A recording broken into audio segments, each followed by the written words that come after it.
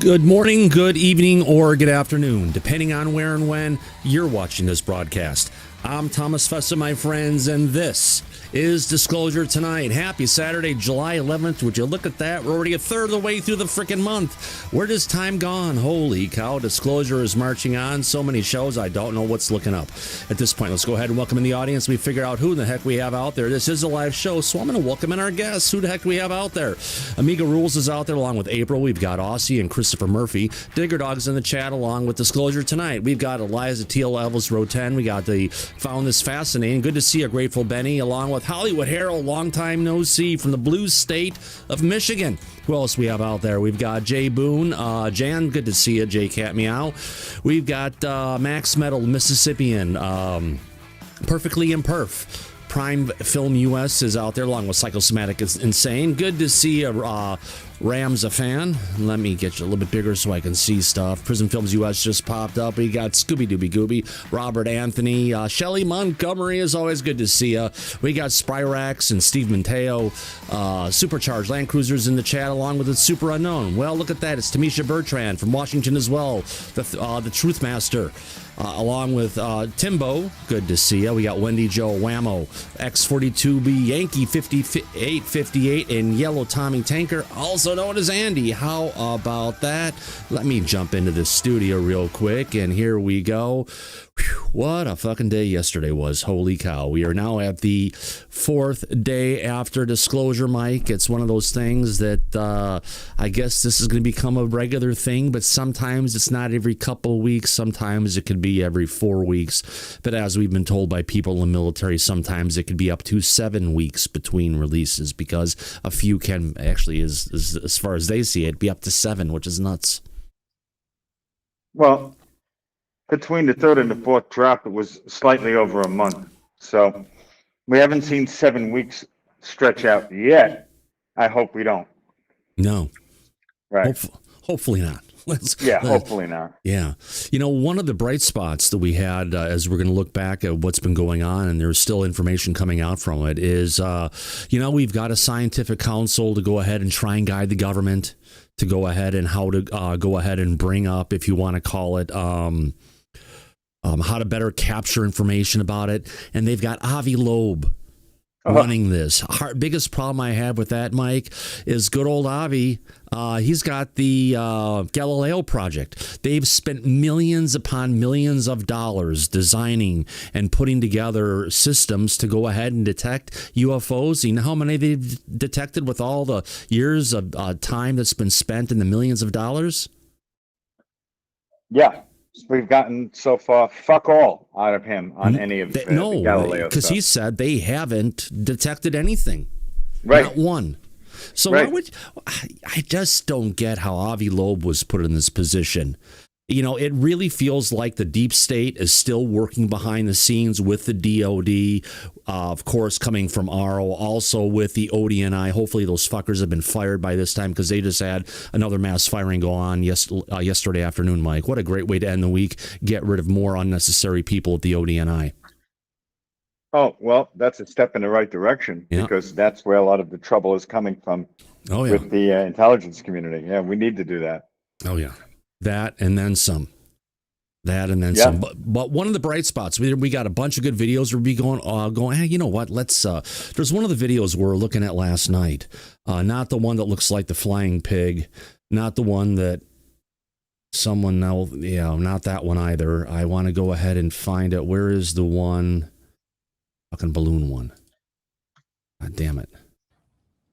Here it is. This one, Thomas? Nah, that's the flying pig. Hey, Daryl, how the heck? Welcome to Happy National Security Day. Welcome to National Security. I love it. Yeah, there you go. Not that one.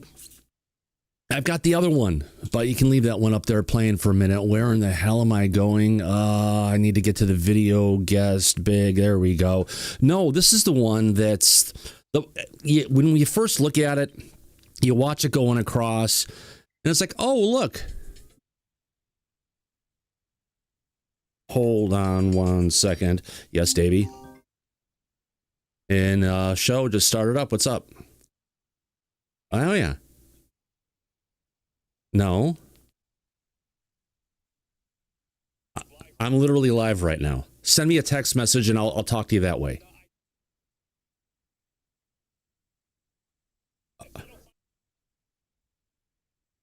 All right, thanks. Bye. Sorry, got interrupted. Little Davey Altman giving me a call. The question's back to what you were just looking at here. You kind of look at it and it kind of gives you the opinion of we've got something that looks like a balloon flying through the sky and everything that's going on. And oh no. No. All right. Hold on. I need to get a power cord. Break Mike at will.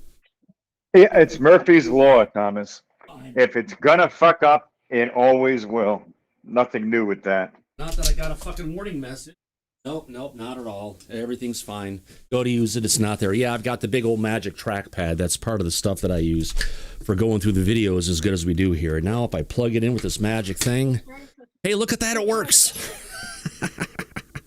Okay, where the hell was I? So, back to this video, if we're getting into it, kind of looks like it's a balloon kind of flowing across, and it looks like it's got a little payload down there, maybe it's blinking on and off and everything as we're kind of going through it, but wait. Let me rewind this. Let's zoom this up. This is not the one we're particularly looking for. I think I've got a screenshot of this from last night. Let me get this one up here. Pictures. Oh, come on. You can get there. There, you can get there. Not that one, not that one. There we go, this one. When this little bugger is flying along, it's not a balloon where you're seeing the regular balloon. You'd have a little payload kind of a thing down here. We're seeing a mirror effect of whatever this thing is up here at the top. That almost reminds me of like a ship from Galaga or Galaxian back in the, probably Galaga.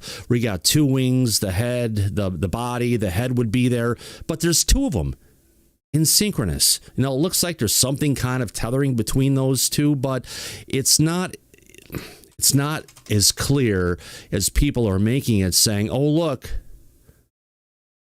Where's that at? There we go. Look, it's just a balloon carrying a payload. No, it seems that this thing, as it's going along, there we go. You can see as it goes along, it's actually, that's down in the clouds. And as we move a little bit right there, the details come out of it. And I don't think, Mike, this is a optical illusion because this goes on all the time. As you can see, as it goes up and down, it goes away. And then we just got the one dot there again. But you can see as it pops a little bit more, we're getting more details. And it's almost like whatever this thing is, there's another good view of it right there. Bring it up. That has an opinion that, it has an appearance that, there we go. See what I mean, folks? I'm going to plug everything in. It's not just something that looks like, if you want to call it, that one particular object that's there. We've got something where we've got two of it. Now, Jay, you were with MUFON. What is your take on this? Do you still think it's a balloon, or do you think there could be something more to this?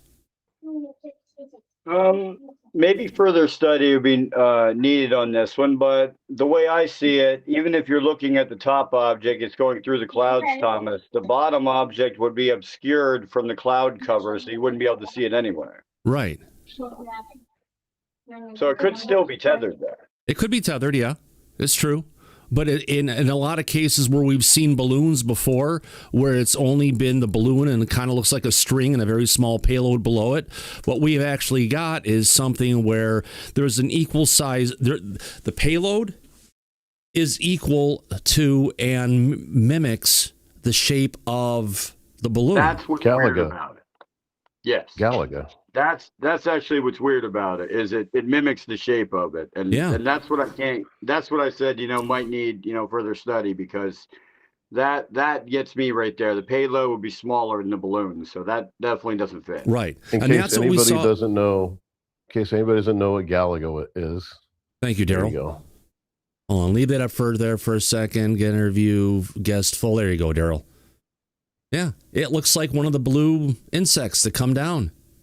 It really frickin' does. Thanks for catching that, Daryl. Oh, yeah. So,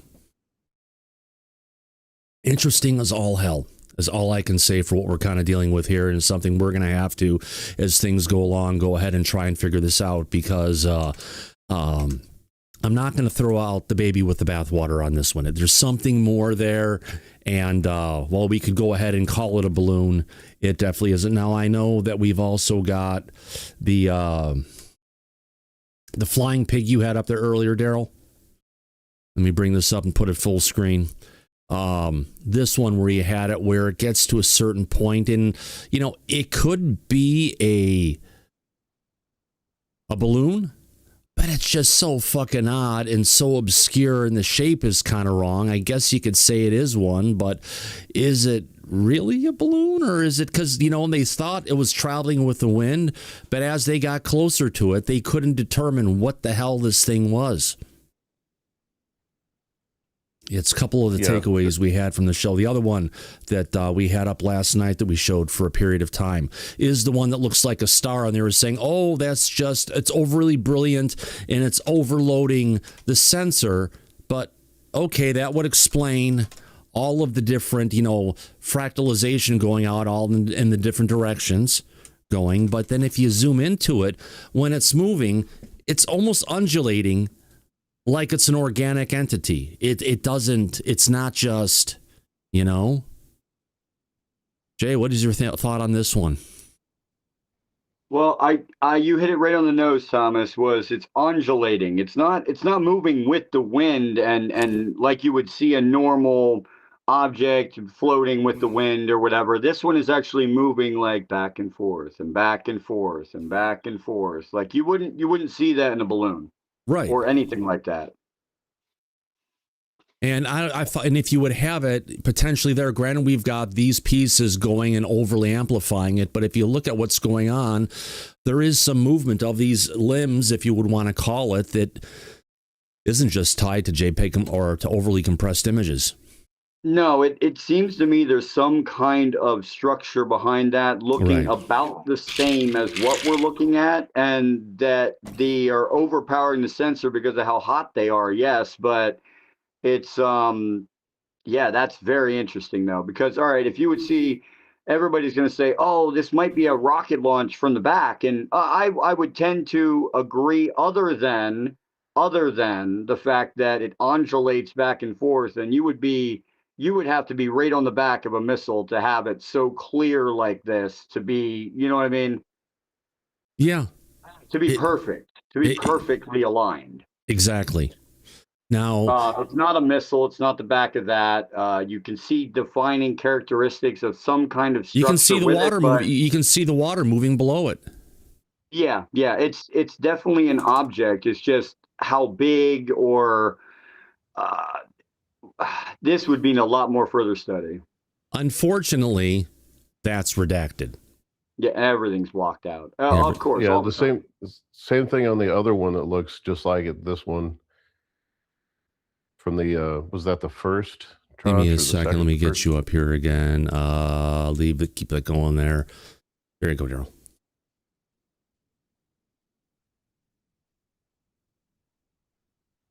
So yeah, boy, it's off screen. There we go. But it doesn't have that same kind of an undulation feeling. That thing is just kind of going back and forth in a whole bit. Do you know what the name of that file is, Daryl? I should have it here. Let's see here.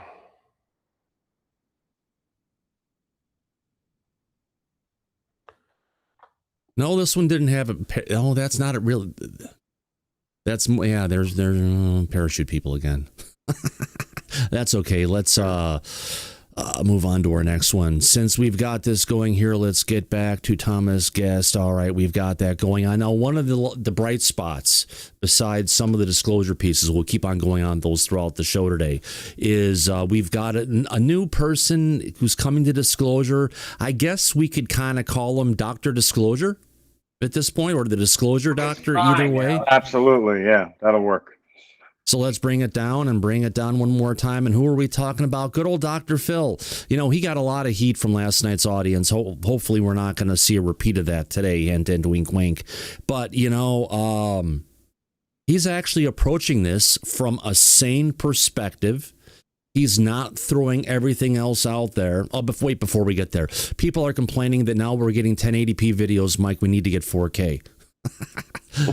I'll be happy once we get a majority of these images in 4K moving on for us, even in 1080p like that. All right, back to Dr. Phil here for a second. He's acting like the disclosure doctor. We've got the scientific council to go ahead and deal with all the science stuff and to get things together for, the DOD and to try and figure out what some of this stuff is. But that council to help console people, to help them think that what people are saying is not the end of the world, to give them a good sound and grounded way not to freak out about disclosure. Not just because he's got 1.5 million people who follow him on X, or the millions that follow him on his cable channel. No, it's he's got a voice, and it's a sane voice, and it's the right way to be looking at it. I mean, I'd say, guys in the back, Mike, we were talking about this earlier. He pretty much mimics, and if you want to call it, telegraphs the same conversation we have about this all the time. Like, it's almost like he listens to the show. Yeah. He's making all the same points we've been making for years now. I was laughing when I heard him saying a lot of the stuff you and I had said all these years. Yeah. Yep. So here we go. Let's go ahead and play this one. And it's the first one. We've got this one and 3 other clips, but let's get to it. I mean, think about it.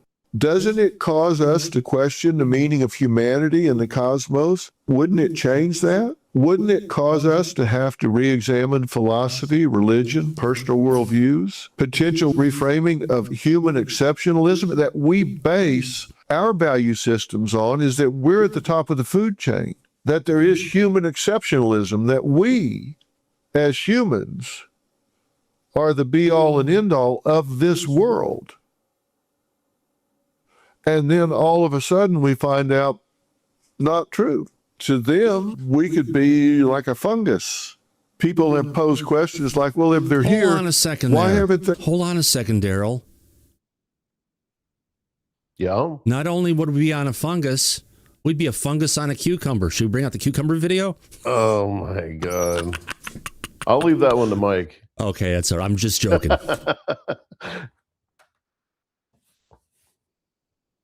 People have posed questions like, well, if they're here, why haven't they talked to us? Why haven't they identified themselves to us? It may be that we're so minuscule and irrelevant. Why would they bother? And so the psychological impact on individuals, the individual effects could result in acute stress, just being awestruck, unbelievable curiosity, and existential anxiety like, who are we? If we're not at the top of the food chain, if we're not the be-all and end-all of the universe. Mike, I think I may know who's talking to him behind the scenes. Who's talking to him behind the scenes? Oh, I can tell you. It's Lou. Absolutely, 100%. Yeah. If he's bringing up we're not the top of the food chain, that's been Lou's mantra. It's not coming out of the government. It's not coming out of... And that's where we got the same talking points that we've been putting out all these years. And we recognize where he's getting it from. Yeah. Same information. Right. Yeah. Mm-hmm. Yeah. Mystery solved. Yeah. I need to send Lou a message and thank him for working with Dr. Phil. Yeah, Dr. Phil. And if he hasn't been, he needs to talk with him. Here we go. Then what are we?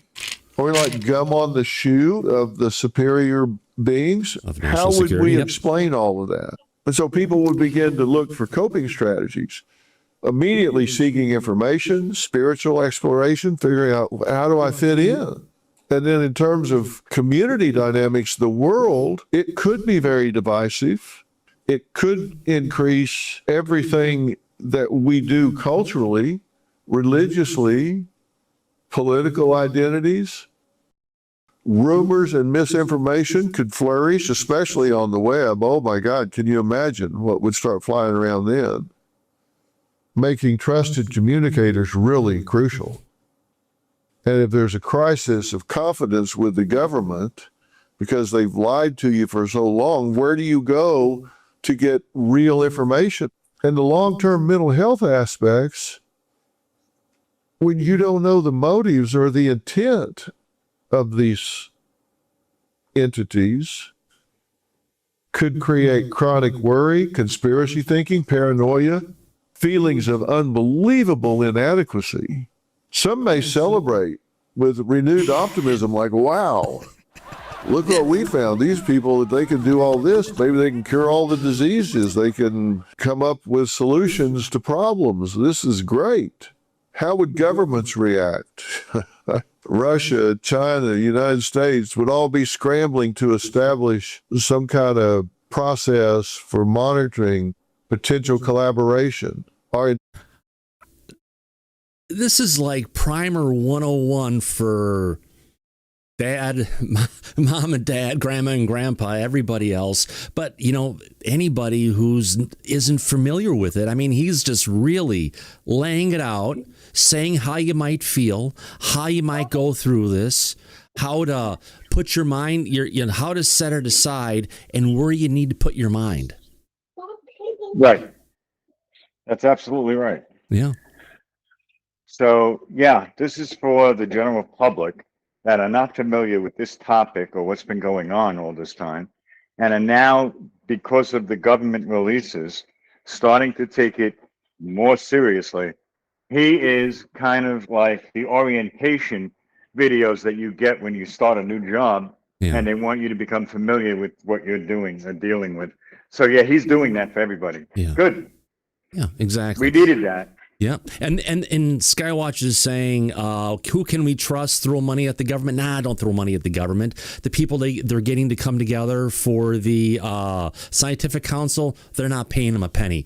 The money, are they paying a penny to Dr. Phil? Not a freaking penny. Are they going to pay to anyone besides their already salaries or things that are going on for, you know, the what do you call it? The UAP governance board? Probably not, unless they hire someone like Lou to come in and do it. So, yeah, we can do this without spending billions of dollars. It's called the press, as long as they play along. And give the government what? Our money that they have already that they've been spending? You want to give them more? Oh, no, hell thank no. you. No, that's okay. They have more than enough of our money already. We're not volunteering any more to them. That ain't going to happen. Exactly. Here we go. They sure as hell ain't paying us, and we've dealt with a lot of them over the years. So, not $1. So we do what we do, and that's what the public has to see. And they have Daryl to deal sent with it. a link. Yeah. That's to a September 25 interview that he did, that Dr. Phil did with Lou. All right. That shows it. Cool. We'll get to that shortly. Here we go. Let's play more of this, folks. Great conversation with the chat and everybody. You're keeping it real. Thank you. Yeah. Intelligence communities would go crazy. Our Department of Defense, our science agencies would have to start redoing everything, revisiting risk assessment. Of course, we would be trying to establish exchange programs. Maybe they're not even interested. Like I say, we could be like gum on their shoe. Who knows? How do you feel about that? If they were to reveal themselves, what is their agenda? Some might say, look, if they were going to do harm to us, wouldn't they have done it by now? I don't know. If we're so insignificant it doesn't matter, it could be irrelevant. But then why are they here? Now, you may think, okay, Dr. Phil's finally gone over the high side. He's gone down Nutball Highway. That's not what I'm telling you. I'm saying the government knows more than they're telling us. My question is it unsafe for the general population to know all of this? No. Would it create such anxiety and panic that it's more than people can handle? Because it would rewrite almost every value, every paradigm that we know. And that's true. It is going to affect everything we deal with. It will affect religion potentially. It will affect our science. It will affect our humanities. It will affect how humans look at other humans in other countries. And perhaps, just perhaps, if there is this universal threat coming from someone out there that could unite humanity in a way that couldn't have been done before. We heard that from Ronald Reagan how many times? At the UN, 1985. Yeah. At the height of the Cold War. And with that, he met with the Mikhail Gorbachev, the president of Russia at the time, and asked him, if we are under threat, would Russia stand with or against the United States? And he said, absolutely, we would support and defend the U.S. Yeah. Supposedly at that time, there was rumor. I mean, there's always rumors about everything, but supposedly at that time, there was thoughts that NASA had observed a giant craft in the rings of Saturn. And that was one of the things that drove Reagan to bring that stuff up. Well, if that's true, hopefully moving forward, we'll get those photos with these drops. I hope, yeah. We deserve it. We could use that, yeah. Yeah, all right, here we go. We can handle it. Yep. Because we think we're at the top of the food chain. What if we're not? What does that mean? And how would you feel about that? You really need to ask yourself those questions, because I think we're getting ready, maybe not to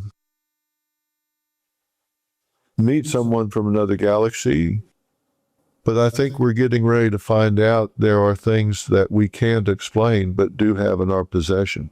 Evidence that we can't explain with concepts we understand. The question is, how do you feel about it? Because that's the real story. A little somber in his conversation there. And I think this is... How could you not be with what he's talking about?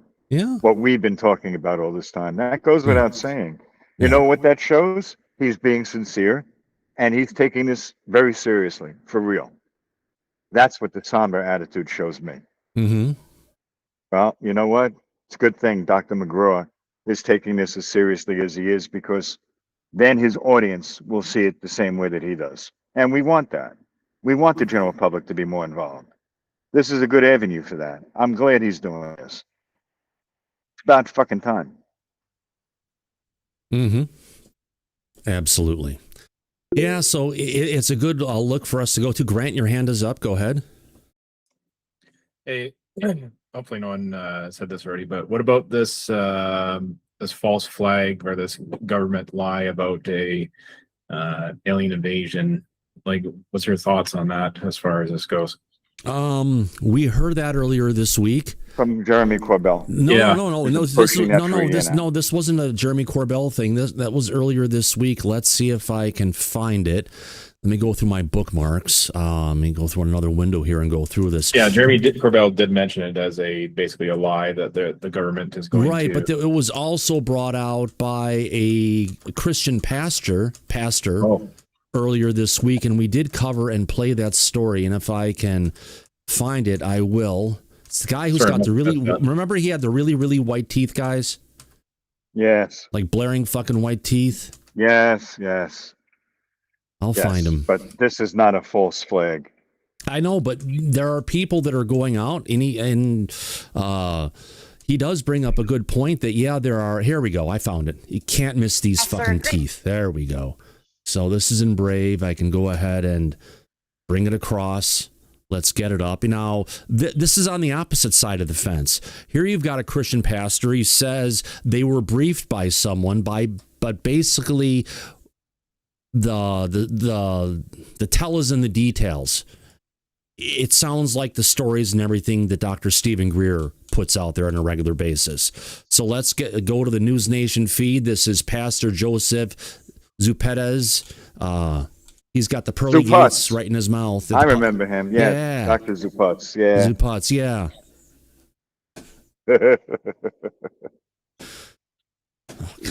They're fucking demons. Yeah. They don't need starships.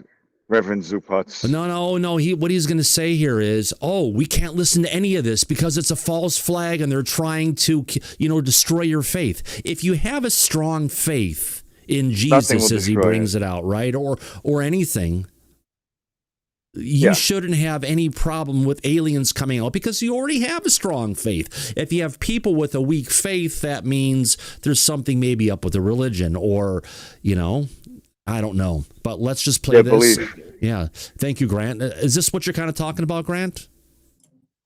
Yeah. I mean, I just keep hearing about this false flag event. And all right. Don't believe the lie. So I think this was the same thing. All right. Let me play this. Here we go. Great to see you. So tell us about what your biggest takeaway was from this briefing. It's fascinating. Hold on. Damn it. Trying to do this. First of all, Katie's the audio is up all the way. He's just quiet. great to be with you, and congratulations on 6 months of the new show. How Thank wonderful. you so much. Thank you. Yeah, so happy for you. Thank you. Yeah, I'll tell you, the briefing, we're a bunch of broadcasters as well. I broadcast live every single day, and we were at NRB, National Religious Broadcasters event in Nashville, Tennessee, and we were approached by military contractors, people that had worked in the military industry complex, and they're working with government officials, and they invited us to this special meeting. When they brought us in, they sat us down, and they said, hey, please put your cell phones on silent, put them on airplane mode, and just set them down, please. Please don't record this. And they began to disclose a number of things to us. Now, Katie, a lot of it was not shocking to us, and I don't think it's something that would shake a true Christian's faith, because we know the greater truth, we know the Word of God, we were not shaken and falling apart by this. But the concern that they began to share with us was where this was headed, with the disclosure that would continue to happen, almost like in a drip, drip, drip manner, that eventually would just lead to ultimate disclosure, where maybe a non-human biologic begins to speak or make an announcement, and they begin to share wisdom from the universe. And I personally believe, like J.D. Vance, we're dealing with nefarious powers. One of the things they disclosed to us was 3 different things. They disclosed, number one, most of the things we're seeing in the sky right now is 90% high-level technology. Secondly, they said what is being marshaled towards us is what they call Project Bluebeam. Now, to the uninformed, uninitiated, that's a pretty wild conversation, but they began to talk to us about it. Now, we were informed of this already because of what we do, the broadcasting, all of it. And when we were into this space, they said that would be the second thing they would try to bring out, where they begin to falsify an alien invasion or falsify a messianic appearance in the heavens, and using voice-to-skull technology, which exists, and they want to use that to bring the whole world under control. That's so one what big would be thing. your advice to someone who's worried about this and who may, have a second guess about the way the world works? I think I know your answer, but... Well, give your life to Jesus. Let's go. You need to know Jesus. But the bottom line is there are nefarious things. There are... No, give your cash to me, please, and Jesus will save you. Certain things that are happening. They said 10% of what we're seeing is real and unexplainable. And this is where people are having real encounters. They showed us photos, even on cell phones, of entities they'd personally taken photos of. They look like light beings. Now, standing. Fuck, they brought Bijou out, Mike, since they mentioned Bijou. Yeah, here we go. Breaking alert. This is NBC Nightly News with Lester Holt. Good evening and welcome. What you're about to hear may disturb you. Beloved alien celebrity Bijou, the extraterrestrial, was found dead on the outskirts of Wyoming. Reports from eyewitnesses who had spotted 2 men making a hasty escape from the lifeless Bijou. Currently, the Space Force is conducting an investigation, and a pivotal piece of evidence has emerged, potentially indicating that this could be a case of homicide. We've obtained a leaked audio recording from a nearby trail camera. Listen to the voice. Remember what you did to me? Thank you for watching. I'm Lester Holt. Please take care of yourself and each other. Good night. Okay, talking about the entities, the light beings he saw on this cell phone, we immediately know he's talking about Stephen Greer and potentially about Bijou and the other light beings that they've took pictures of at CE5 sessions. Here we go. Of entities they'd personally taken photos of. They look like light beings. And standing in the woods with long arms and legs and being translucent looking. I mean, that is scary. That I agree. I think that looks like a demon. Yeah, it could be, Katie. I mean, I'm looking at it, I'm thinking, we didn't fall apart like a $2 suitcase or start shaking, but I'll tell you what, when we looked at that, it was very interesting to see, and it did indeed get my attention. We're in a world where you can falsify just about anything through digital augmentation or whatever. But when you look at it, there is something happening. And so I want to say this. This is important. The deception they were warning us about is because these guys were connected to the #1 UFO disclosure groups that speak right to the highest offices in the land. And they begin to share with us, hey, it's coming, but here's the deception. The deception is the narrative will change from we're not alone in the universe to we have a message for you. And the message is going to be we have come to enlighten your consciousness. We have come to raise your consciousness. The Bible's close, but here. Okay, so in other words, what they're saying is they're going to come to raise our consciousness, which is beyond spirituality. It's something that's built into everybody. And Mike, he's afraid of it because if someone can raise their consciousness in ways that religion can't, that might, put his job in jeopardy. Oh, no one would need to donate to his cause if that was the case. So, of course, he doesn't want that. Why would he? Yeah. I get it. Yeah. The grift is over. The Yeah. grift is gone. He doesn't want that. Yeah, exactly. But at least we have Dr. Phil McGraw taking this a lot more seriously than schmucks like this. Yep, exactly. Here, a couple more seconds. Here's the full message. Jesus is close, but here's the complete message. And I'll tell you what, don't fall for it. And any real believer, any Christian that knows the Word of God thoroughly will not fall for this mess, but it is coming, and it'll be very convincing the more it comes along. So the truth is coming, Mike, but don't believe it. It's wrong. Right. Yeah, that's always a good sign when someone tells you something is coming, but don't believe it when you hear it. Yeah. That's total bullshit, disinformation, propaganda, and somebody trying to cover their own ass for the grift that they've had going on. Yeah. Exactly. What did he say? He broadcasts every day? Well, that's not cheap.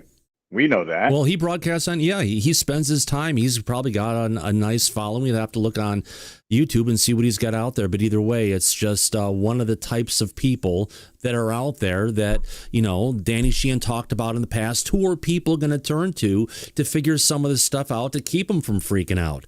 Looks like Dr. Phil is sounding a heck of a lot better than what we're getting from the religious right.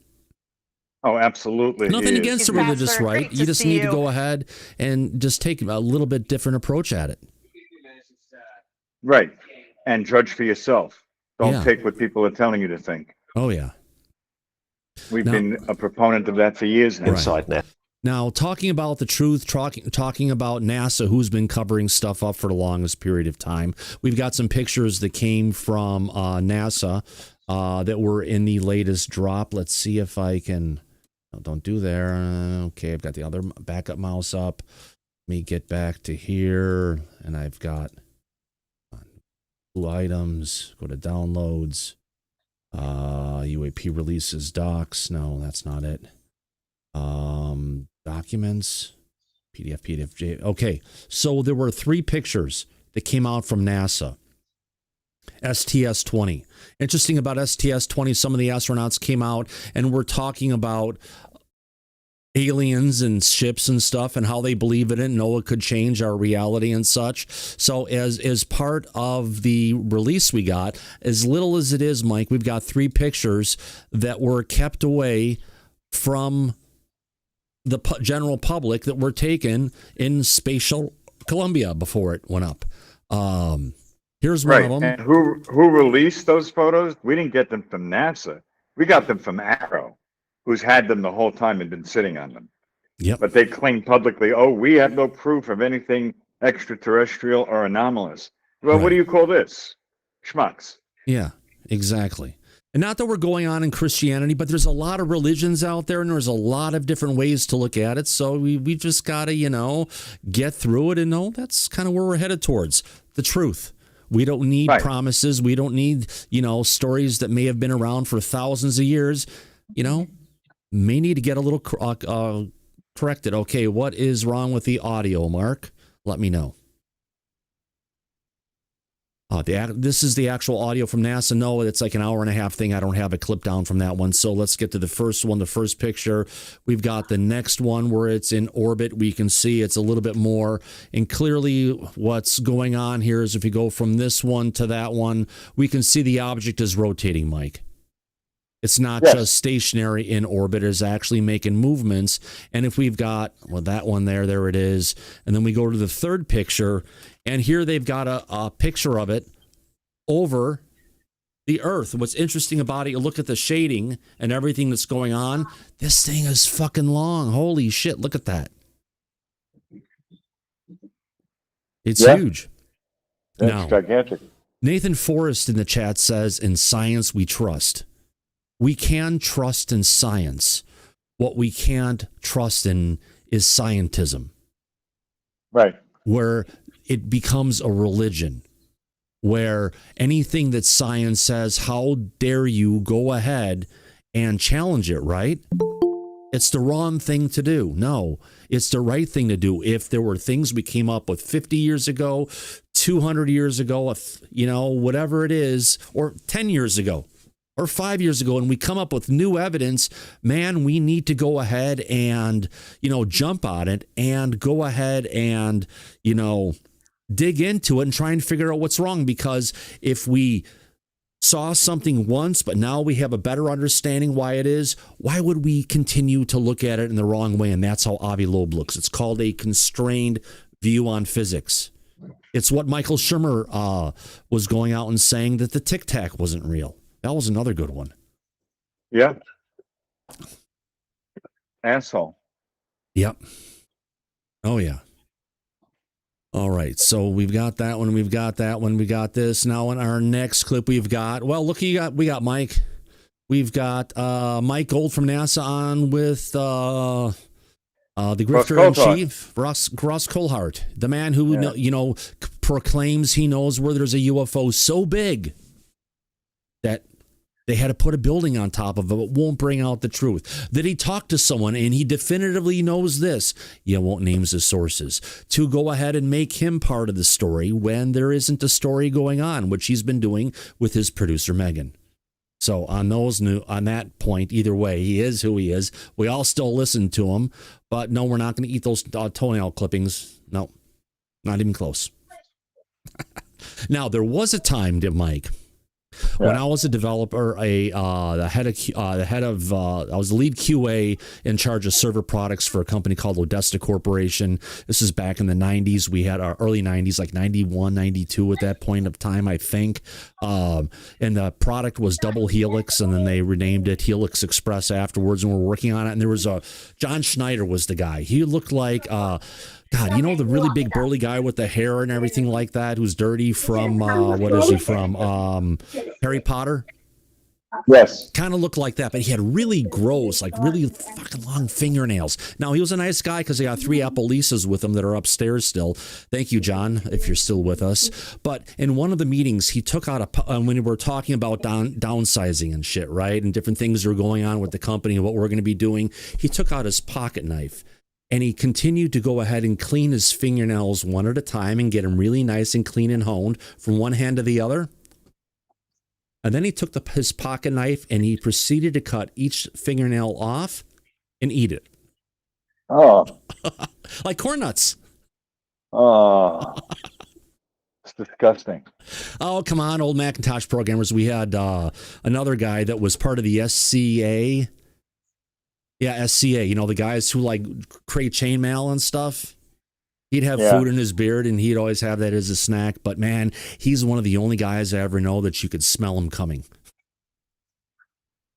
Oh, lovely. Oh, yeah, that's zero hygiene. Oh, yeah. Okay. Now, I'm not sure how we got into this. We're talking about something that reminded me of the old days, but we're talking about toenails in the audience. Who can we blame this on? Who got me there? Who made me see this stuff? Yes, I see a word and it brings up memories and I cannot turn them off, but at least for this time I shared it. Scared away some audience members, but here we go. Yes, sir. Where would you go? What would you ask for? What do you think are the areas in their archives that you would like to see explored? So I would like to look at, first of all, in space. That if you look at a lot of the releases that we've had so far in the NASA UAP and Independent Study Review, like you said, it's a lot of aerial and earthbound activity. I want to focus more on the space regime. And this is where Chris Mellon, I think, had some excellent comments that we've gotten no data relative to our space-based assets about UAP activity, and that's impossible. So what I'd like to do, and this is just one of many, is to identify anomalies that we've seen in space via the NASA archives, and then ask, why aren't we picking this up on the defense side? But isn't the bear in the room that really we know that defense is probably seeing this stuff? I mean, this is what Chris has talked about. Chris has been quite open about his suspicion that the NGIA, the National Geospatial Intelligence Agency, the NRO, that they've got the best surveillance satellites. Yes. And they are seeing objects coming in and out of Earth orbit. Yes, let's try to get to that data. And from what's publicly available via the NASA archives, I think we can identify places and asks that can be made for the data that Chris is looking at. Again, and I apologize to your viewers, I know everyone wants more and more quickly. I'm trying to do what I can, on this side and move forward where we can. It's not going to be revolutionary, but we can bolster what Chris is looking for. We can bolster the excellent work that Beatrice is doing. We can look into everything that Max is doing. So, will this resolve the issue? No, but I believe it will be an important step forward. So we're talking to you today, and you've just come from the National Archives. Yes. So I can ask you... I apologize, I was late. The street was shut down no problem in at front all. of the National Archives. But one of the things that's useful for us to know is there more coming? Because there's some speculation from Representative Anna Paulina Luna that there's another tranche coming. Yes. My impression from meeting with the National Archives, speaking to people in the administration, is there's just not a fourth tranche coming. There's an entire process that's occurring to not only release what we've got. Just to be clear, the process is, as Elizondo has said, we have tens of millions of files that they need to prepare to release, and they're either going to take some of those and make sure and make them still classified under national security, or they're going to go ahead, as they should be doing, release a lot of this stuff that there's no reason they shouldn't have been releasing it for all these years. So that's the true issue we're dealing with here. And the process getting to play is who's going to be leading and doing the best representation on this new UAP governance board to bring out the truth. There we go. This is why I know there's frustration that this is material that was already available, like in the NASA case, or this is already declassified or should have been declassified. The way the government bureaucracy functions, and it is frustratingly slow in many cases, is they're going after the low-hanging fruit. That's what we've got in these tranches. My impression from what's occurring at the National Archives is now what they're working on is declassification. What is classified that we could declassify, and having those conversations. And I think the material that comes out of that will be even more interesting. So, interesting piece from Ross Colhart and Mike Gold, and it's good to see Mike talking about this, the other Mike, at least Mike Gold, because what we're dealing with here is definitely a situation that's been an ongoing cover-up, and trying to get to the bottom of the truth is necessary. Earlier this week, we had the statement from, Lou Elizondo with regards to the moon, objects being on the moon. Let's see if I've got that. I should have that here somewhere. That was a big piece that everyone covered from Lou Elizondo's recent interview that he was on. That was when he had said, Mike? We had megalithic structures? Monolithic structures on the moon. On the moon, right. Which means something artificial is up there, and we didn't create it or put it up there. Correct. Something else NASA has been keeping from us. Oh, what's that about NASA? Oh, that's right. Not a space agency. Oh, and also under Title 50, they're also in the intelligence community. They're an intelligence outfit. So, yeah, why wouldn't they keep that a secret? Right. It's always something, Thomas. All right. Trying to find, there's the interview. I got it. This is the one we covered earlier this week. We had that great interview with Lou Elizondo in Japan, and that's where it's coming from. Yep. That was a good one. Oh, God, that was a great one. Absolutely. Had a lot of people watch that one, Mike. Holy cow. That was viral as shit. So let's get to this. All right. So let's play this little clip of Lou talking about what is up on the moon and what NASA's been hiding from us for all these years. Here we go. There's also photographs that I don't believe have been made public yet that show on the lunar surface what appear to be large monolithic structures with right angle cuts that appear to be on the lunar surface. And I believe those photographs, if they have not been released yet, may be released soon. But they are certainly very intriguing looking at these objects from space. Now, Mike, we didn't get this information in this latest tranche release coming from the federal government. It seems like it's something that they really do owe us with respect to, trying to bring out the truth. Oh, they do, without a doubt, Thomas. But we've been waiting through 4 of these drops so far, and we haven't gotten any closer to any information like that. It almost sounded like he was expecting it to be in the next tranche of files that we got yesterday, but it hasn't happened yet. Right, because even Luna was dropping hints that with future drops, we're going to get more relevant information. Yep. But we just got this recent drop, and we didn't get anything that was relevant along those lines. Not even close. Let's just listen to this clip just one more time. Here we go. There's also photographs that I don't believe have been made public yet that show on the lunar surface what appear to be large monolithic structures with right angle cuts that appear to be on the lunar surface. And I believe those photographs, if they have not been released yet, may be released soon. But they are certainly very intriguing looking at these objects from space. Mike, he even describes it as having 90-degree cuts on it, which definitely means what we're looking at is nothing from any kind of meteorite kind of activity going on the moon. Oh, no. This is not something naturally occurring. Not by any means. And the fact that he was able to describe it like that tells me he's seen it. He's seen those photos. So he knows what he's talking about. But we haven't seen it. And we should. Yeah. Especially considering these photos are at least 50 years old. Yeah, we're live. Right. Yeah. So why the hell would they still keep something like that a secret after all this time?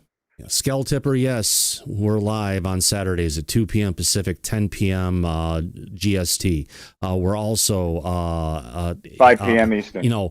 Monday through Friday, we're here from at 6 p.m. Pacific, 9 p.m. Eastern. So you caught us at a perfect time. Thanks for joining the show.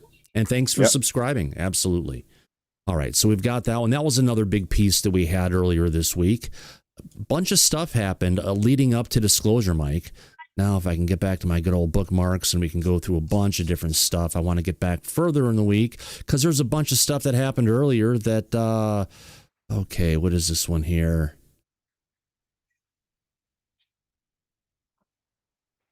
All right, no, remote viewers, don't need that one. We've got another remote viewer from the Future Forecasting Group. All right, and this one we've got Chandler, Fat Chandler, and as we called him. Here we've got the director and producer of the latest Disclosure flick that's been out there to go ahead and talk about what was going on, what we're about to get. And this was before we had our latest tranche, right, Mike? That's right. It's the most recent update of information. Yes. Right, let's play the clip. Let's get to it. Here we go, folks. Dan Farah is the director and producer of The Age of Disclosure, and he joins us now. So, Dan, let's begin with this. Why do government contractors and government employees, but government contractors, need protection right now? So just to take a step back, following the release of the film, The Age of Disclosure, the president issued an historic directive in February instructing federal agencies to identify and declassify evidence of non-human intelligent life and UAP. The White House then had the task of getting that evidence from these groups. And in that process, they learned that a lot of the most valuable evidence and information is in the possession of private defense contractors. Contractors have been given this sensitive technology for a number of reasons. Primarily, the major defense contractors are the ones who have the best engineers and scientists to actually try to understand this technology and reverse engineer it. So there's a practical reason they're given this technology. It also adds a security layer because private contractors are not subject to FOIA, the Freedom of Information Act, and they can much more easily hide secrets. The problem is that's backfired, and that now the defense contractors are they have a great deal of power in this situation. They're holding most of the cards. They have the evidence, and our elected leaders don't have access to it. Now, a lot of people who have worked on these programs have signed non-disclosure agreements that prohibit them from sharing information and bringing evidence forward. And so the White House has realized this and started a process where Congressman Burleson, Congresswoman Luna, and Congressman Burchett, members of the Committee to Declassify Federal Secrets, they've been empowered to identify whistleblowers who have credible firsthand information or evidence that they can provide to the White House, and they've been empowered to bring those people on a case-by-case basis to the White House, and the White House will consider waiving their non-disclosure agreements or providing immunity to allow them a path to legally speak. I've recently learned that Stephen Miller, the White House head of policy, is pointing this effort for the White House. The president has positioned him to run that effort. They're taking it very seriously. In addition to that process, there's also Senator Rounds and Senator Schumer have co-sponsored a bipartisan piece of legislation called the UAP Disclosure Act that will also, if signed into law, provide Congress with a legal path forward for disclosure and a way to address this dilemma. They've tried 3 years in a row to get this law passed, and they've been blocked by some members of the House. Interestingly, those members get their biggest donations from private defense contractors. I can't think of any. But Mike, they're trying to get it for a fourth time, but it's already failed in the House. Why didn't he bring that up? Because he's a schmuck, and he's trying to say that his film is what made the president bring the information forward. Oh, hell no. Which is not true. And, he doesn't bother to tell everybody that he was lying to a lot of the people that he signed contracts with to try to get his hand on a lion's share of their money. So he's not really trustworthy as far as I'm concerned. Because apparently, Mike, President Trump was indeed briefed on this, on crash retrievals and biologics and the reverse engineering program during his first term. So coming into this, it's not like it's all new for Trump because of the movie. No, it's something that they asked him many times. Are you going to bring out the UFO files? Are you going to, give us disclosure? And that was during his run for office for this, for his third term, when he finally got the right votes to get there. And if you want to call it, he, said, yeah, I'd be happy to.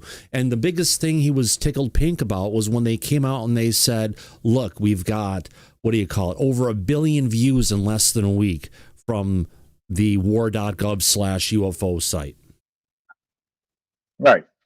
Because the public is interested in this, and he didn't know to what extent the public is interested in this. And when he saw over 1 billion views, it really got his attention. Yep. Which is good. Oh, yeah, absolutely. Let's play the rest of this, and we'll move on to the next piece. Anybody better than Stephen Miller to handle all issues regarding aliens. Dan Farrar, thank you so much for coming on, and I hope you'll come back and as this story moves on. There we go on that one. Now, I got this on, we know when it is. They actually have the clip on this one. All right, we'll find this one in a second. I've got a clip of Jared from... All right. We played this one earlier in the week. This was a big one. This is where we've got David Fravor. What do you call it? A Michael Shermer quoting from the book of Loeb, verbatim, talking about how the Tic Tac could not happen because we must be constrained to the physics that are known by man, which is total fucking bullshit. He throws everyone under the bus. This guy's getting platformed. You know, we don't need a debunker on the Scientific Council. We've already got one. It's called fucking Avi Loeb. 100%. Here we go. David Fravor talks about the UAP going from 80,000 feet to sea level like that. This is not possible for any physical object to move through the air at that speed because it would burn up. It would release an explosion. Break the sound barrier. Why does he got this stupid sound in there? Barrier. Give me a second. I'm going to do this. I'll probably hate myself anyway, but I'll do it anyway. I hate when they add shit into it. And here, let's get to it. The people on the aircraft carrier in Nimitz, they would have heard it. They would have reported it. None of this happened.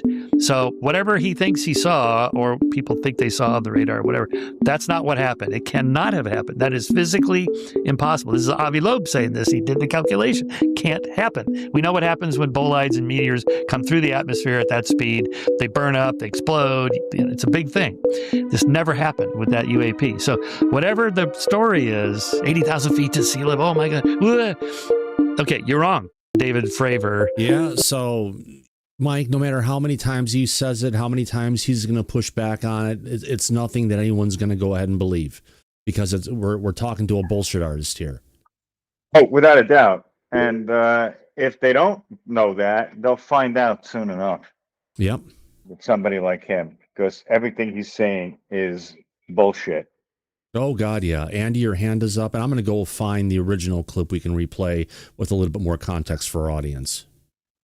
Yes, so I've just looked up Avi Loeb. So he's a theoretical physicist. Right. How about we actually ask some actual physicists whether this will work or not? Because he works in theory. Oh, this, anybody can bring up a theory. Anyone can bring up a theory. My stupid dumbass can bring up a theory. It doesn't matter. It doesn't mean that it's actually going to be. Yep. You're talking. You're not actually doing. He talks the talk, but he don't walk the walk. I would love to get some actual physicists' opinions on what they feel about it and what they feel about Mr. Loeb's opinions. Yep. Because I think they would have a completely different, way of looking at it. I think this says 4514. I have to put on a pair of my old glasses here. Take a look, make sure it's where it's at. It's it. 4511. Okay. 3 seconds ahead of time. Let's go ahead and play this. I got the full clip coming with a little bit more context. Again, this is provided by American Alchemy with Jesse Michaels. Let's go ahead and play this clip. Here we go. Talks about the UAP going from 80,000 feet to sea level like that, right? Like 1 second. Okay, how could this possibly be? It rapidly accelerated in front of us and disappeared. Our wingman, roughly 8,000 feet above us, lost contact also. We immediately turned back to see where the white water was at, and it was gone also. Avi does a calculation saying this is not possible for any physical object to move through the air at that speed because it would burn up, it would release an explosion, break the sound barrier. The people on the aircraft carrier in Nimitz, they would have heard it, they would have reported it. None of this happened. So whatever he thinks.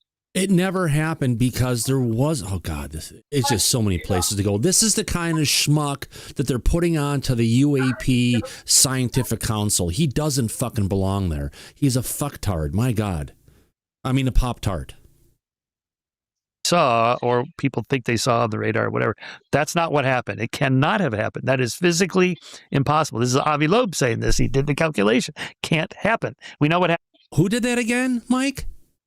Avi Loeb. Avi fucking Loeb. He is taking a reading, like I said a bit ago, a reading from the Book of Loeb. He's treating it like it's a fucking Bible. He's treating science like it's a Bible. You can't go against it because this is what the math of a theoretical guy said it's going to be. And what is it after all? Yeah. It's an opinion. Yeah. And opinions are like assholes. Everybody has one. Doesn't mean anything. What I don't get, Skywatch, you're in the chat right now. I'm watching you. We're all watching what you're saying, my friend. Why the fuck is Matt Ford from the Good Trouble Show only going after Shermer and not going after Avi Loeb. They've already got a skeptic. That's Avi. They've got the other guy, but the real problem isn't Shermer. It's the guy who brought him in. That's the problem. Yeah, that's the guy that needs to get taken out, and the council needs to get respun for whatever it is. That council needs an enema. Here we go. Yeah, it does. Because when It really bolides does. and meteors come through the atmosphere at that speed, they burn up, they explode. It's a big thing. This never happened with that UAP. So whatever the story is, 80,000 feet to sea level, oh my God.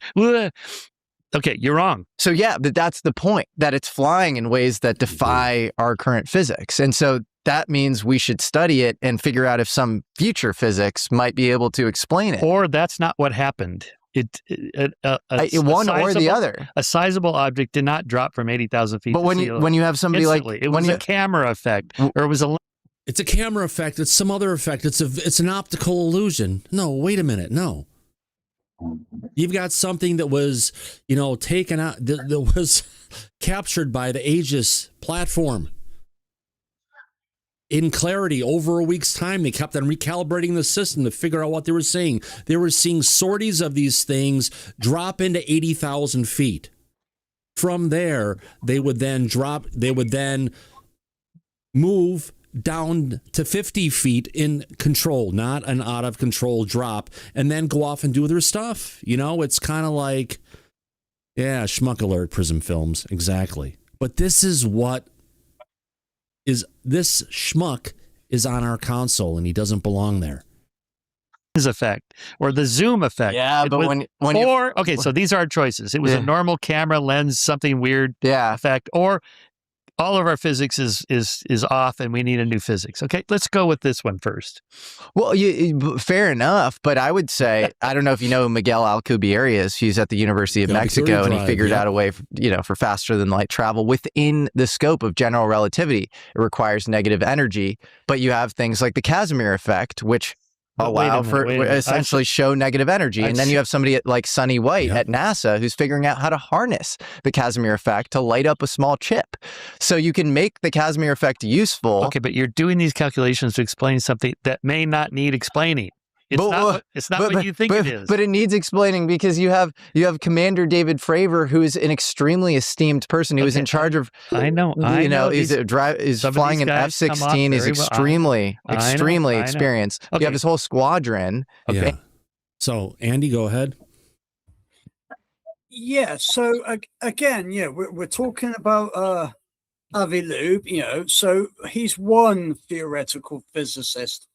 So I brought up earlier, let's ask some real physicists what their opinions are. Actually, why don't we ask some more theoretical physicists? Because I'm sure that their opinions would be completely different than Loeb's. He's making his opinions on whatever he dreams up, I guess. I would love to get more opinions rather than this one, because I think they would be completely different than what he's saying.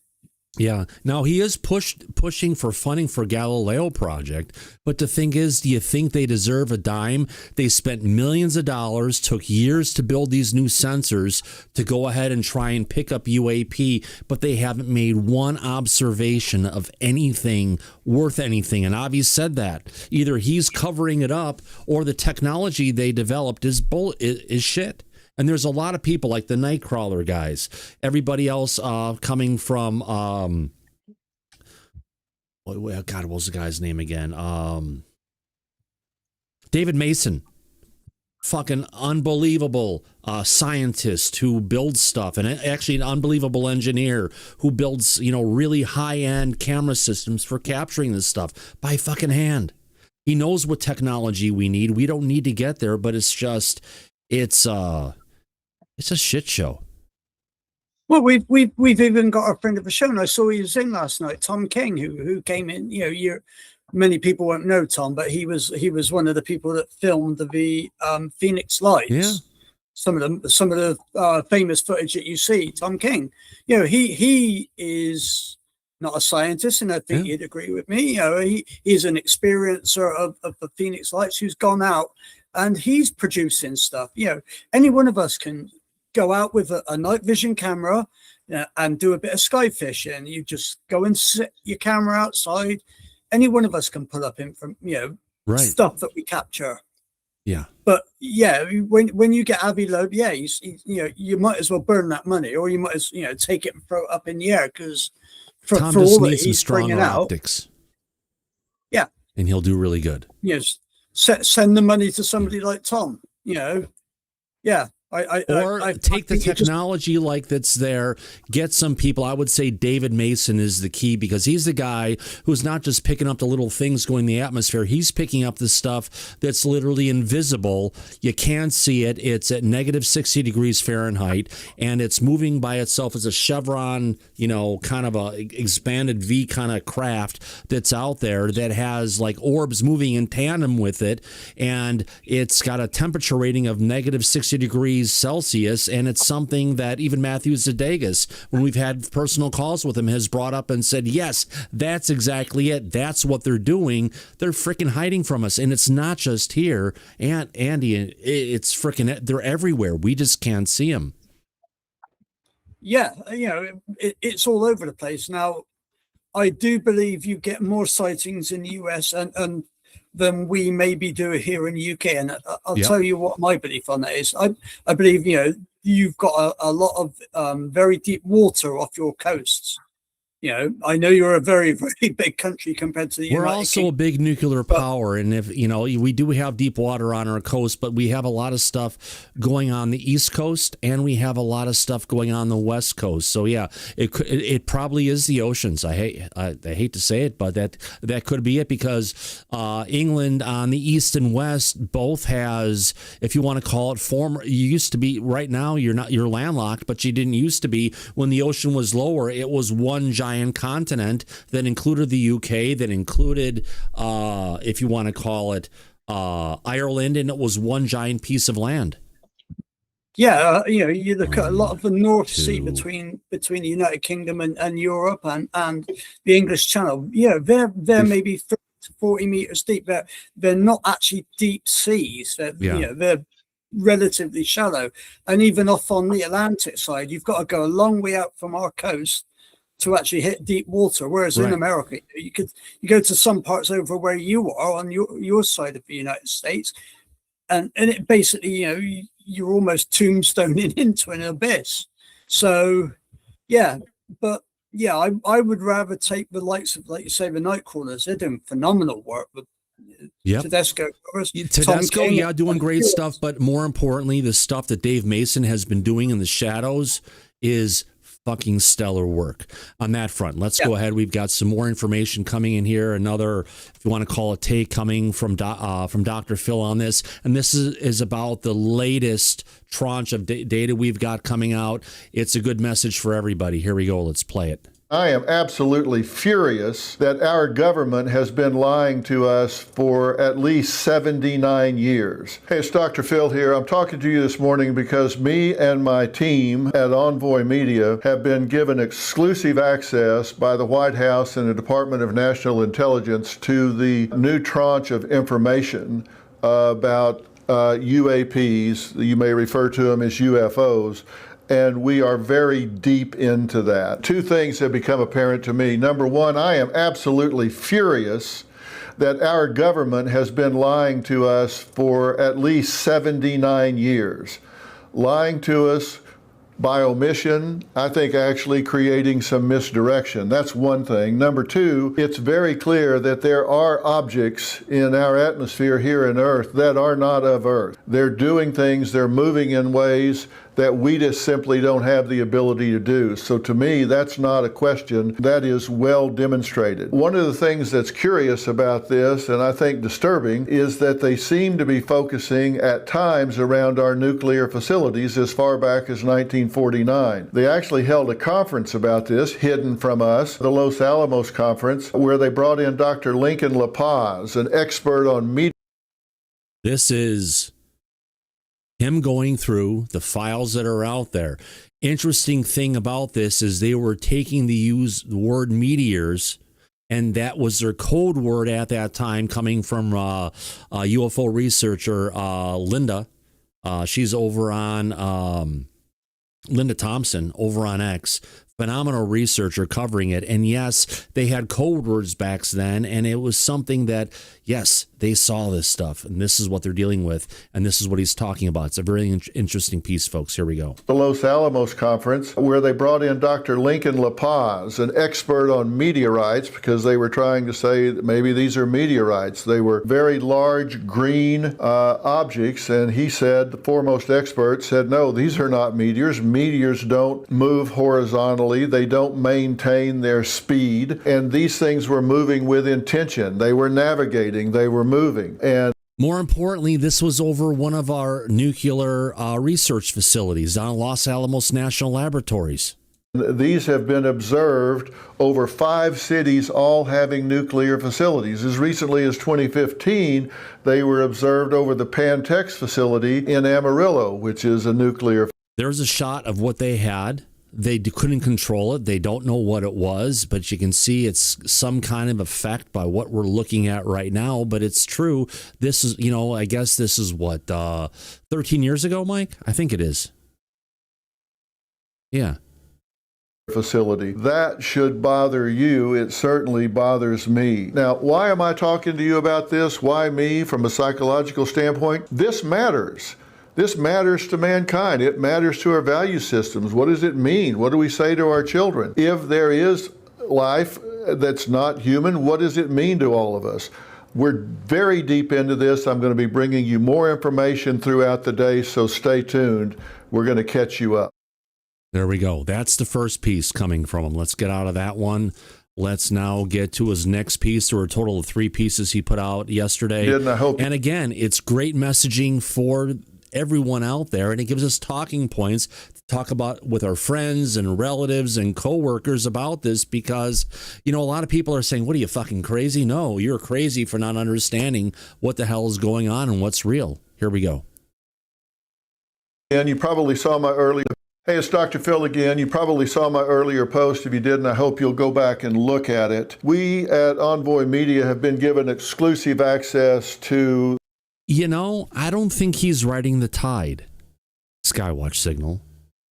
I think he's actually doing part of what we need to communicate to the community, the people who aren't in depth, in deep with watching Disclosure on a regular basis. He's the bridge to the normies out there, the boomers, if you want to call it, that are watching him every day, the people who aren't believing in what's going on. But it's a good way for us to get there. Yeah, he's spot on. So you could say, I don't think he's trying to grift. It really feels like he's trying to fill a hole. That, yes, we've got Avi Lube, Avi Lube. No, not necessarily, but he's trying to fill a gap. Well, I did it again. He's trying to go ahead and bring out, a conversation that needs to be out there, and he's doing a good job at it. And I could not find one thing wrong to go ahead and throw him under the bus. True. I did it to myself many times. You need to go ahead and look at what he's trying to deliver and make people understand. And he sounds genuine. And maybe this is just something, I'm sorry, let me get the finger out of his nose. This is just something he's trying to bring out. And I don't think it's a grift. I have to say he's actually doing this because there's no one else with his approach and what he's talking about it, the reality, that actually delivers what he's saying. He's not part of the UFO community, but my fucking God, he really knows this shit. And it sounds like he's been talking to Lou a lot. So good for him. Let's continue. I just want to make a quick point about that. Just so everybody knows, Dr. Phil McGraw's personal net worth is over $500 million. Billion, not million. $500 million. So if you think that he needs $5 super chats because he's grifting, fuck no. The man is financially well off, And he doesn't need to take any money from the public. That's not why he's doing this. No. Obviously. But right. Mike, it sounds like he's communicating with the right people, because this is what Danny Sheehan talked about for the longest time. All the points he brings out about how the public's going to freak out, what's going to go on with disclosure, how are they going to handle this kind of stuff. He's talking about it in a rational manner that I think everyone in a calm state of mind, or even escalated state of mind, can relate to. Right. And his message is clear and addressing the general public who's not familiar with this subject or what's been going on. And it's not that he's jumping on the bandwagon now. It's more along the lines of, now the federal government has admitted this now after 80 years officially for the first time. And his personal friend, Donald Trump, has provided for him access to that information. Yeah. So yes, he's taking it seriously now. Who wouldn't? And I'd almost say Dr. Phil is more capable than Dr. Avi Loeb to run the scientific council. Oh, 100%. I would prefer he was running the council than Avi Loeb, without a doubt. Thank you, Monica, for the wonderful super chat. And thank you also, Daryl is here giving my $5 super chat to Disclosure tonight. Here's the national security, my friends. And $5 super chats. Thank you, Daryl. Up, everybody. Yeah. Well, that's not going to put us in the Dr. Phil category as far as being financially well off. It adds a little bit money to the kitty that we add to the production of the show. That's what we do. Yeah, exactly. It just keeps things rolling along a little bit. Or, for whether it's helping the show or altruisms that we do sometimes, Mike, that's what we do here at Disclosure Tonight. That's right. And Shelley Montgomery, thank you again, my dear lady. Another $10. Thank you very much. I know it's hard for you to find that money, but thank you. I appreciate that greatly. All right, let's go ahead and continue, and here we go. Information concerning UAPs, or what you may refer to as UFOs. I made two statements earlier. One is our government's been straight up lying to us for 79 years. That just makes me furious. The other point I made is we clearly have objects in Earth's atmosphere that don't come from Earth. I can say that because government documents themselves report these are doing things that cannot be done by any technology we have. It's just not possible. What's that all about? Well, starting in April 1947 in Richmond, Virginia, we had 4 weather scientists using very sophisticated instrumentation for the time saw 4 discs behaving in ways that we don't have anything that can do what these discs were doing. Don't have the speed, don't have the navigability, can't move, turn, handle those G-forces. That got the government interested, but they kept that from us. On June 24th, 1947, a civilian pilot, Kenneth Arnold, reported 9 high-speed discs behaving in ways we don't have the technology to do. 11 days later, we have the crash of an unexplained aircraft in Roswell. Then we've got Project Sign in 1948 that we find in these documents, where they're doing a progress report on everything that they're gathering, which is hundreds of reports. The things we see in the media or the tabloids are people too drunk to fish standing up saying they were abducted and anally probed. These witnesses are highly qualified. They're military pilots, Navy pilots, Air Force pilots, research scientists using instrumentation that is beyond reproach. All of this is kept from us, and we're shown these non-credible people. I'm talking to you about this to help you know how to wrap your mind around this. What do we say to ourselves? How do we deal with this? Psychologically, sociologically, spiritually, what does all of this mean? More later today as we continue digging through. All right, so he's laying it out. He's saying how long they've been lying to us. You know, Mike, we haven't heard that in any kind of a news broadcast going on for weeks with regards to the truth of the cover-up of what's been coming from the government. Phil, I'm back with. All right, this is his last piece from yesterday. Here we go. It's Dr. Phil. I'm back with my third post today about this. The White House and Department of National Intelligence has given me and my team here at Envoy exclusive access to the new tranche of information about UAPs. Things we're finding now, Apollo 17 was seeing firework-like things outside their space capsule. They interviewed them for hours trying to figure out what this was. In the U.S. Indo-Pacific theater, we And of course, Avi Loeb is saying, oh, it's just cosmic rays. They're not seeing anything. That's the logical explanation. Not that they were actually seeing something, but to go ahead and discredit any of the sightings that were going on. Bullshit. Well, it's funny because it's like I see Dr. Avi Loeb's mouth moving, but for some reason I seem to be hearing Dr. Sean Kirkpatrick's voice. I don't know why that is, but it's an odd phenomenon, Thomas. Yep. Here we go. Report in here that a football-shaped object was observed by U.S. military making movements they could not explain. Another report, a diamond-shaped object 4 feet by 2 feet, again defying all G-forces, making movements that could not be explained. In 2019, a range called Fowler Range, an object encroached on that training area, which is locked off in airspace so they can do training. It was moving so fast, they couldn't even track it with their tracking devices. Not that they couldn't catch it, they couldn't track it. The quality of the reporters here is really important. This is significant. Here we go. A lot of the things that have made the press over the years are non-credible folks. They said they were abducted, they were held captive, and then they were returned. These are credible scientists, military pilots, officers. These are matters of national security. These have been hidden from us. He said matters of national security. You there? Yes, I am here. All right. Cheers, my friend. I'm here with my old fashioned. There we go. Feast your eyes. Nice. There we go. Yalda, yalda, yalda. Here we go. This is the good part. This is where he talks about the drunks fishing standing up. Here we go. Us for 79 years. I give it to the current administration to be striving for transparency here and telling us this. So what do we do with this? Why am I talking about this? Because this has a psychological impact on all of us. Are we alone? If we're not alone, what does that mean? Do these events have an impact on our lives? Are these threats? Well, what we know is at least back to 1947, maybe back 1,000 years, there hasn't been any known aggression towards us.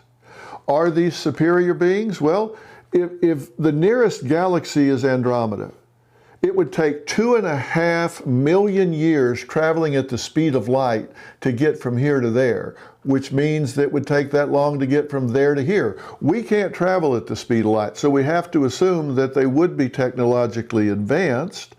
What does that mean to us? What does that mean to us psychologically? What do we say to ourselves? What do we say to our children?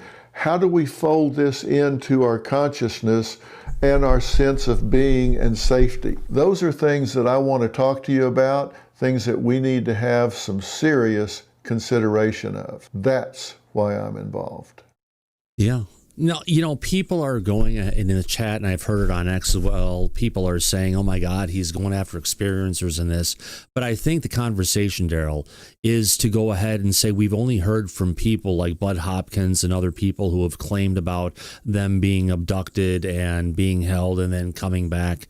But we haven't heard from the people who are part of the government that are, if you want to call it, have been a part to the operations that have been kept secret from us for 79 years. Well, that may, if you want to call it, infuriate some. I think it's maybe just poorly chosen words that he's using to try and amplify the importance of the people who are coming forward at this point in time. And he's doing a good job of doing that. Yeah. I would think so, especially to his audience. Like people were saying, you know, I'm not watching Dr. Phil on a regular basis. I never watched Dr. Phil, not even when he was dealing with Oprah. But my grandmother did. Yeah. My mom probably did. Yeah. Yeah. Well, general people in the audience listen because there's an entertainment factor to his show. And I've seen some of the episodes where they had families killing each other. And his take on it was surprisingly professional. Yeah. So I've listened to one or two of them myself, and I know the general public listens to him pretty regularly. But what, Mike, what we're not getting is we're not getting the Maury Povich with the alien there holding a little baby saying, Mike, you are not the father. Right. He's also not playing, X-Files music while he's talking about this. Yeah. So he's dealing with it, I think, pretty goddamn seriously. Yeah, he is. It's a good, metered, level approach. So, Mike, you're saying you're in the age bracket that never mind. No, you, me, and Thomas are in the same age bracket, same generation. You had to tell everybody. Yeah, so we're not falling into the category that you're talking about. We're not close to the age group of 65 plus. Right. Right. Well, exactly. There we go. Yeah. Next Friday. Oh, wait. Oh, I thought you were it's saying an inside joke. No, it isn't. It's an inside joke now. Oh, I know. Oh, All right, let's just go through what we've. Oh, fucking Avi Loeb, Harvard professor, is now leading. Yeah, fucking Avi Loeb running this shit. He's the last person who needs to run it. Well, whoever did that. Here's a classic interview with Lou. Imagine everything you've.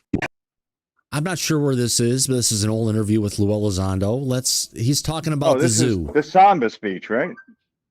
No, he's talking about the zoo. Okay, that's a good one. And we should also pull up the Zamba speech too. I like the Zamba speech. Okay, UFO Twitter. I'm not sure where this interview was. Maybe it was because he has a family. He knows what we're up against. That's why he said that speech. Yep. And has talked privately about this. So now Dr. Phil is addressing the public about this, and it's a good thing because I think that Dr. Phil is widely recognized internationally and is also very credible. Right. So it's nice that he's bringing the word out. Oh, absolutely, my friend. We've got another video of Dr. Phil over on News Nation, but before we get this one is from last night. It actually has Jordan Flowers, who is the executive director of the Disclosure Foundation, but Dr. Avi Loeb is also one of his council members, so he's potentially the person who may be responsible for getting Avi Loeb as the leader of the scientific council. So just to give this forethought for the people who are going to watch this. Okay. Let's get into it. Here we go. Yeah. Good idea. You say, this might be a danger, this might be a risk. Well, we are dealing with, thanks for having me, we're dealing with a mixed bag. Some of the objects that were reported, including the NASA objects floating around Earth, could be just space trash. These could be objects that are human-made. But the key question... These are the ones we brought up today that astronauts kind of know what they're used to looking at. And he's just disrespecting and saying, oh, it could just be space trash. But if astronauts who are up there all the time on the space shuttle seeing this stuff, and it doesn't look like a normal observation, it's not just space trash, but he just rolls off his tongue so easily. These could be objects that are human-made. But the key question, do we have objects that are not human-made? And for that, we need more data on some of the objects. It's clear that the best scientists in the world were engaged with these subjects starting in 1949. This was a conference in Los Alamos led by Edward Teller. It involved Fred Rines that later received his Nobel Prize in physics. So clearly, there are things the government and scientists do not fully understand for many, many decades, almost 80 years now. And the question is, how do we figure it out? And of course, there is a lot of data that was not released yet. That's under wraps within government, and we're working on trying to get it out with my council, Science Council. One of the items was a... What did he just call that, Mike? His Science Council, Thomas. That's what he called it. Right. Because that's what he believes. Right. Just got to point it out to make sure everybody sees that, because it's the little words that tell you where we're at. Right. And how he sees it and how he's dealing with it. Yep. All right, here we go. Which means this council also reports back to Mossad, Israeli intelligence. Good to know. Oh, that's right. Very helpful. Yeah. Dual citizenship, right? Yes, sir. He does. Yeah. Once you're in Mossad, you never leave, do you? Never. No. So some of the directions we could be putting in could be compromised. Don't forget, he also has brought on a number of Israeli scientists onto the council as well. Oh, he has. Yeah, and that's not by accident either. Yeah. Yes. Yeah, it's going to get interesting as we move further down with this. Right. Need to keep that in relevance. Can't let that drop off. Not that we're being anti-Semitic or anything like that. No, we're just concerned about the government, not necessarily the people, and their influence they could have on this UAP scientific council. It just feels dirty, naughty. Yeah, something is off with this whole thing. It's not quite right. Yeah. Alice? Hi, everybody. I'm wondering. Hi, Alice. Hi. With Avi Loeb, President Trump appointed him. So what do you guys think Trump. about? It was the executive branch, which is likely Stephen Miller, and it was coming from the Department of National Intelligence, the Office of National Intelligence, and then we've got also coming from ARO. So those were the three people that appointed him in that role, and he's one of the, if you want to call it, board members on the UAP Disclosure Fund, who's been having a lot of influence, it looks like, recently in Washington. Right. Well, don't you think that President Trump should be aware of this? And if he thinks that this guy's part of Mossad, as you say, then why would he be on a presidential council like he is? And why is he there in the first place? He doesn't belong. He's something He really else than doesn't. anything that goes on this planet and disregards it. He doesn't belong there. But what I'm saying is you guys really love President Trump. And why is it okay at this point for it's an this man to be in administration, there? not one person makes all the calls on stuff. And if it's something within the administration, we're talking disclosure. It wouldn't matter if it would have been Trump or Biden or Kamala or anybody doing it. We have to look at this outside of any partisan politics other than we have someone who's playing along, because this is something where you drop down everything else and you come together because we know it's for disclosure. Fuck everything else. Let's focus on this and not let party politics get in the way. And I think you've come up with a very good answer on questions like this in the past, Thomas. When there is an executive order that President Trump signs into effect, do you really think that he single-handedly is writing thousands of pages of that executive order? He doesn't write. He doesn't do anything. There's a whole team of people who I heard before were working on the executive order for whistleblowers. We haven't gotten it yet, but people were working on this as of 3 weeks ago. Right. So the point is that if Avi Loeb was appointed to the Science Council, do you think that President Trump was solely responsible for that? Right. They said here he is, he does all these things. He's been on TV, all these different places. He doesn't, he probably doesn't do the deep research into it. No, he doesn't have time for that. So he has plenty of people in place who do that. No, never. Yeah. But That's getting right. Dr. Phil, he knows Dr. Phil because he's a TV guy, and Trump was a TV guy back in the day at the same time. Right. Yeah, Daryl? That's Just to add another bit of color to this, for everybody's memory's sake. Remember, Avi said he's not only part of the UAP Science Advisory Council, but he'll also be on the governance board. Right. Right. Because he's on the governance board, because he's the head of the scientific council, and it would make sense to have someone on the governance board be part of the liaison and representing, which would mean that irrespective of what anybody else says in that scientific council, he's going to say and do exactly what he wants. Excuse me. Why don't you care that Trump is not aware of who's doing what underneath him? Because one man can't run an entire country on their own. It's physically impossible. Right. That's why, Alice. But is it something with if there's enough noise that he could be made aware of it? Yes, absolutely.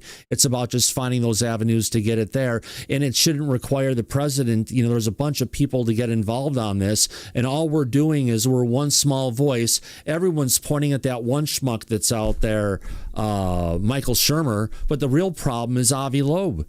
But it's a matter of just being able to get, if not everybody sees through the web of deception. Is there any way to get this man's appointment in front of Trump to have Trump say, hey, this isn't good? That he, you know, is there any way to raise a stink about this guy's appointment? Expose who he is, and it'll force change, is what it's going to come down to. So we're doing our part for king and country to make noise about it. Right. Alice. Yeah. Oh, thank you very much. You're welcome. I'd also throw out there that, you know, the UAP Science Advisory Council isn't the same as the governance board. No. And it seems the governance board really has more of Trump's ear. Right. And authority. Because it's the secret board. And you know that Trump's going to be part of the secret board.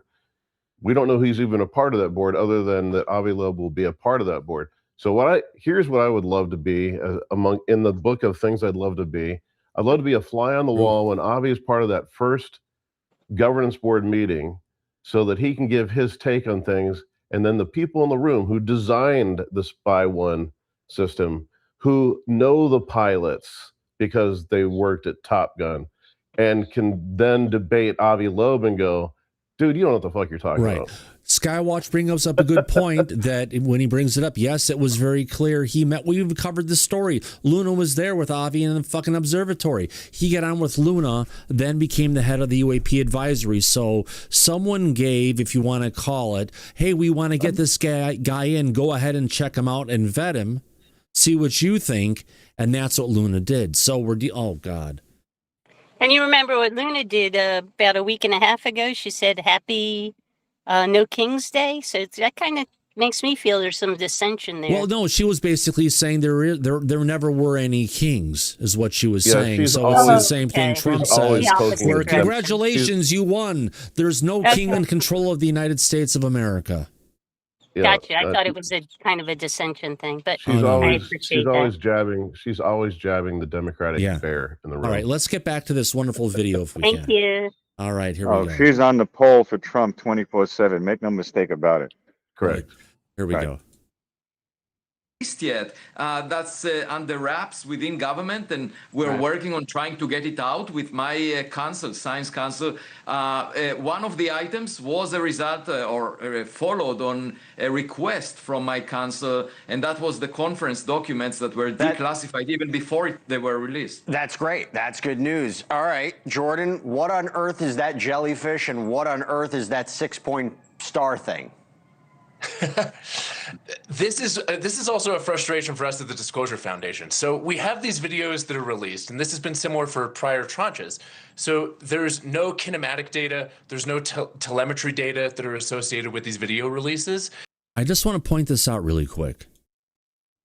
We've gotten away from seeing the same bullshit videos recycled in every show.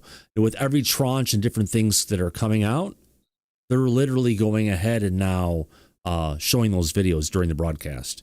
Here we go.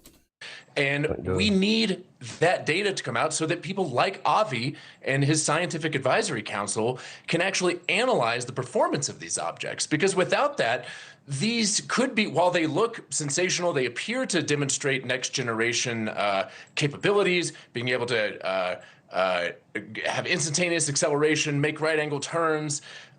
They could be prosaic, but we need more data about these to understand what's happening. And we need to also have more of the space-based imagery released. Like people in the chairman of our board has seen classified imagery from satellites that's 4K imagery of some UAP. We need to push hard to get those items out as well. Avi, one of the most alarming things that I thought was the 1949 conference in Los Alamos, these green fireballs. You connect it to the, I was talking about the study of the Manhattan Project, the atomic weapon. Remember, we just talked about this a little bit ago where the green fireballs really weren't fireballs. It was a code name because these things weren't operating like fireballs. They were going ahead and moving across the sky, moving at a consistent rate. They weren't going down. They weren't going up, kind of like a lot of the different objects we'll see in the night sky today, but definitely not meteors. Let's see how Avi takes this. Weaponry at Los Alamos, green fireballs. When you hear that, what are you thinking? Look at Look at the wonderful smirk on his face. Green fireballs. When you hear that. When you hear that, look at the smile on his face. Because now he's going to go shit all over it. Well, I'm thinking about an object moving relatively fast, or perhaps producing its own artificial lights. I don't know what these are, and the key is to get the clues that will guide us. It's just like a detective story, and we don't need to know necessarily from the newly released files the context and the location of where the videos were taken. What we need is to have enough data that would allow us to conclude that these are not human-made objects or very unusual objects, for this to be an extremely important piece of news. And for just the to be clear, community. you can retroactively study it. You get the materials, the data that you need. You can look back at these videos and make determinations. Yes, we know exactly what we need. We need multiple sensors looking at the same object from different directions. Okay. What sensors? So they're only going to be if they have their specific sensors. I'll look at the object from one way to the other, and if they don't have those sensors, we're not going to consider all the data. That's going to be his out. Well, he's talking about Avi's sensors from the Galileo project that he hasn't made yet. Yeah. That he wants the $1 billion funding from the Congress. Yeah. That's what he's pushing for. Yeah. His own funding, his own sensors. That's going to be where this goes. You're right, Thomas. Yep. Good point. Absolutely. There's the grift, right there. We need radar distances to some of the objects, and perhaps the government does have that data. We also need materials, and that would be the most conclusive information. If there are materials from crash sites, I would love to see that kind of material, and in particular, if there are biologics, as were claimed. Of course, I think we would all be interested in that. So...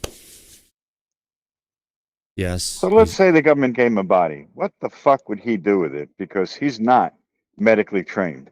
So what would that do exactly? The fourth release. Yeah. He's asking for something he can't handle, even if they gave it to him. That's my point. No. He's just talking at this point. He's a talking head. He's opening up his vocabulary a little bit, but we already know the book that this guy plays. So we have to ask the question, why in the hell is he in this position? Why is he going ahead and talking about it? Now, when we have someone saying like this, Dr. Phil again, here he is. We've played his podcast from his own channel. Here he is appearing last night on News Nation. Here we go. You got an early look at this, the fourth release, and you've gone through it. What is your big takeaway? I have, Blake, and I'm glad to talk to you about it. It's good to talk to you. Yes. What's the big takeaway?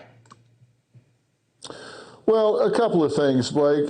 First, I am glad that they gave us an exclusive look at this ahead of time so we could really dig in and do a deep dive.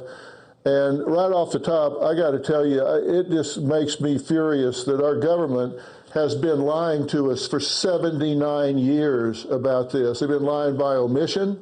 I think they've been lying by misdirection.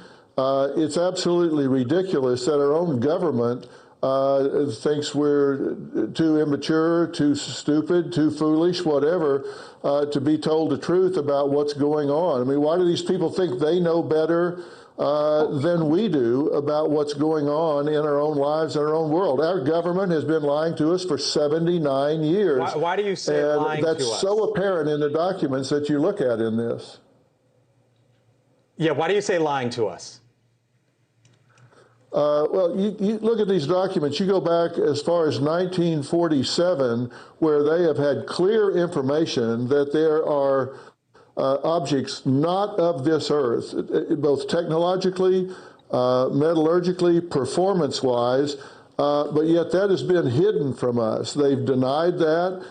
They've actually threatened people from talking about this, threatened them with careers, imprisonment, and some with death because they would consider it treason, and really put the clamps down on people talking about this. So they've lied by omission. I think they've also lied with overt misdirection. We've seen lots of people talking about UFOs and things like that, but there were always people that were too drunk to fish. So there was no credibility. They're standing there with a gimme cap on and a I'm with stupid t-shirt, just no credibility whatsoever. I don't think that's always been by accident. And they have hidden away credible people that were talking about things that would move the needle. And they've taken it very seriously. NASA has been involved, CIA, Department of Energy, the FBI, the Department of Defense, the White House, the Department of National Intelligence. Lots of agencies have been involved in this, so they clearly have taken it very seriously, but yet hidden this from the public. There we go. Another great conversation coming from Phil on this, and it's just, it's in the feed of what's getting covered today. I gotta ask a question. I mean, I gotta point something out that you pointed out. Yeah, go ahead. I gotta underscore what you pointed out. So right there, stop the video. You can see there's 1, 2, 3, 4, 5, 6, 7. There are 7 or 8 data points on that screen. My head's probably blocking another one. Why isn't Avi Loeb? Why is he suggesting we need new sensor data when he hasn't even seen that data? Right. And let's remember, in case anybody thinks, oh, maybe he's seen it. No, he said he's not signed any non-disclosures, and he won't. But he's going to be on that board that is in the secret board. Everything with Avi Loeb doesn't make sense. But this is a good point about why isn't he arguing, I can't wait till we get to be able to see the sensor data. Why is he arguing for other sensor data? Yeah, there's 8 blocks. 1, 2, 3, 4, 5, 6, 7, 8. 8 blocks of data. And inside those blocks is more data. Right. And so in addition to this camera, they have other cameras and other sensors that are running at the same time. Yeah. Why isn't he saying, I would love to coordinate with the ships that were in the sea at that time to see what they picked up in the air too? Why isn't he saying that? And likely the airspace where these jets are is also being monitored as well. So it should be on coming from the air data on the individual planes, but also from the ground control as well. Yeah, these things are being referred to as range followers, so that means that they have a range. They're on the range. They're on the range that they're training in. Some are range followers. Some are actually out in the real world. So in the range follower, let's just talk about the range follower one. You know that they have satellites observing the range. Yeah, of course. So why isn't he saying, I can't wait to get my hands on the satellite data? Why is it always with him? He's got to have new stuff, and he totally disregards the old stuff. And he hasn't even seen this stuff. Why isn't he arguing for that? Why is it always it's got to be something new? I think you're onto something there. He's more of a beggar probably than I've even given him credit for. Yeah. He's not a believer, so he's definitely a beggar. Always putting the bite for more money, more funding, more sensors, more technology that he wants to work on and create. So, yeah. It's just ignoring. What also is a problem is these motherfuckers always disregard the eyewitness testimony. There's another data point, and it's better generally than all the rest of the data points. Yep. Well, I would agree with that, Daryl. You're right. Without a doubt. Why I can't wait to talk to all the eyewitnesses. I mean, it's just you point out, it's stuck in my craw now. Yeah. I mean, as a scientist, why isn't he just dreaming of the day that he gets the opportunity to see this data? Because he treats it like a religion, and he's contributed to the Book of Loeb. We bring forth a reading from the Book of Loeb. That's kind of, I hate to say it, the philosophical part of him, because he is what kind of a physicist is he, Daryl? Theoretical. A theoretical. Yeah, theoretical. So he doesn't even do real stuff. He just comes up with theories and ideas of ways it could be. Oh boy. Oh yeah. It's been You've got a soundbite for that, Thomas. A bullshit artist. You've got a soundbite for that. Yeah, A we got bullshit that artist. Yeah. I love that Or, clip. you know, wait a minute. We have whole breaking UFO news. We have word in from the reports coming from Avi Loeb's UFO observatories that he spent years to build and millions of dollars to bring together. And what do they find? We ain't found shit. Yeah. Yep. That's about the size And of this it. is serious stuff, but we have to laugh at it and different things because it's just so fucking stupid. You can't believe where it is. And rather than getting all angry and crazy, you make fun of this shit. You have to. Yeah. Mm-hmm. That's what we're good at. Because sometimes, Mike, they're always watching. Oh, God. Oh, we know that too. That's okay. We've dealt with it all these years, and we'll continue to do it. You haven't looked at the screen yet, have you? No, I haven't. Oh, fuck. Now I have. There we go. Yeah. The erection killer. My darling, come here. No. There's not enough alcohol on the planet. If she was a superhero, Mike, that would be her superhero name. The erection killer. The erection killer? Yeah. That would be a good one. Everybody watch out! It's the erection killer! Oh, yeah. Everybody in Bangkok, watch out! It's the erection killer. She's coming to see you. God, yeah. I have to bring out the Avatar to go up against her, but she'll still lose. Yep. Wow, what a fun show. It has been. Good conversation. Yeah. A lot of good clips. Oh, absolutely. Gotta have some fun with it as we look at the time and say, shit. But hey, wait, before we go. Oh, wait. Oh, yeah. There's something else. Oh, that's right. We got to bring it out, Mike. Is there a birthday? No, what we had is we had over 400 people in the show tonight. But Yeah. they Still have to 400 give us people. like. But wait, you got this Right. coming up too, yeah. No, we need them to like and subscribe to get the word out. Yeah, that's So true, friends. more We people didn't ask can for it. follow the show. Also, if you haven't given us a thumbs up, please give us a thumbs up. We appreciate it. This is just what YouTube kind of does. Try and get to share our show out with more people. More important, like Mike is saying, give us a like and a subscribe. And Mike, what is our policy on subscriptions at Disclosure tonight? Oh, as always, the cost is free. But with that, we will even give you a double your money back guarantee. So it's a win-win situation. You have nothing to lose. And it helps the algorithm to bring new people in to see the show. That's right, my friends. It's the only chance, the only opportunity to go ahead and subscribe. We'd love to have you as regular here at Disclosure tonight. That's why we've got this wonderful cheesy music I've forgotten about playing for the longest time, but you know what?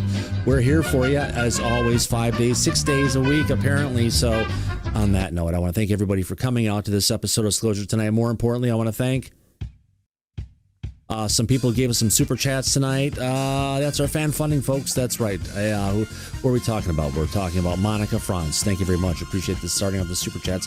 $10. Daryl is here, $5. And Shelly Montgomery, $10. Thank you, everybody. Appreciate your love and support for what we do here. Hopefully, everybody had a great Saturday night in the United Kingdom or Saturday afternoon in the United States of America. Either way, it's always great to be here and hang out and. Oh God, do we actually have Disclosure Tonight Studios? Yeah, I guess it is in beautiful Seattle, Washington. What a great day to go ahead and deal with Disclosure. We've had, yes, it's been, the hell is even that? Why is that showing up? No, both go away. Yeah, it's been one heck of a great time. It's awesome. You know, happy Saturdays, everybody. Mike, thank you for being out. Oh, my pleasure, Thomas. I would have missed it. It was a fun show tonight for the audience and for us. We've covered a lot of good information. And thank you for, as always, putting all this together for us. Absolutely. Wouldn't be any other way. That's why we got the studio set up for all these years, my God. At least the talents and everything we've been refining for all these years make a really cool opportunity to go ahead and get in depth in these video releases that you will not see anywhere else. That's true. Yeah. And as we usually, Daryl, thank you for being out here as well. To you and Ferrari. Thanks for having me. I'm trying to get him up here. He went to the beauty shop today, but he won't come up. Yeah, because he doesn't shed, but his hair just keeps on getting longer all the time. Yeah, he gets curly. His hair gets a little I had a curly. Cocker Spaniel, same way. Except those dogs have much better ears, not so genetically He's fucked one up. of the few dogs that can take 140 mile an hour trip to the dog park. Yes. Good for Yeah. Ferrari. A little bit faster than that, but yes. Maybe, 165, yeah, in it gets theory. a little squirrely. In theory, my friends. Well, as we welcome to the end of the show, folks. We'll catch y'all later. As we usually say at the end of every broadcast of Disclosure Tonight. Oh, okay, turn that off. Come back. Go back to Party City. Go back to Party City where you belong. Yeah, the sound effect is fuck up. I gotta fix it. Good night, everybody. See you soon. Take care now. Bye-bye.